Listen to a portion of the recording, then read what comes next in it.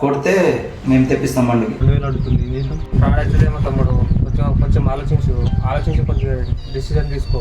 సరే ఒకసారి మాట్లాడదాం. హలో అన్న, మరి ఆ 2000 మరి ఎట్లా అన్న? బండి రాకపోతే మళ్ళీ ఆ 2000 మేము లాస్ అవుతాం కదా.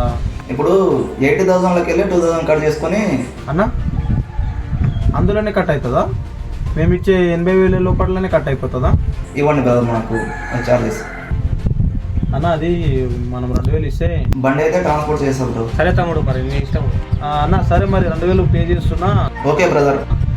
మరి ఆ బండి ఎప్పటి వరకు పంపిస్తారన్న? బండి అయితే ట్రాన్స్పోర్ట్ చేస్తున్నా. సరే, 2000 చేసేసిన బండి వస్తుందా? నాకు డౌట్ ఉంటుంది. నీకు చెప్పినా కదా తమ్ముడు, నీకు నువ్వు అంతగానో చెప్తున్నావు కాబట్టి ఒకసారి అయితే చూడు. సరే చూద్దాం. ఇక బండి ఇక అందులోనే కట్ చేసుకోమంటుంది కదా, 80,000 లోపలనే కట్ చేసుకోమంటుంది కదా. ఇక్కడికి వచ్చిన తర్వాత అదే డబ్బులు మనం అక్కడ కట్ చేసి అక్కడ ఇచ్చేద్దాం.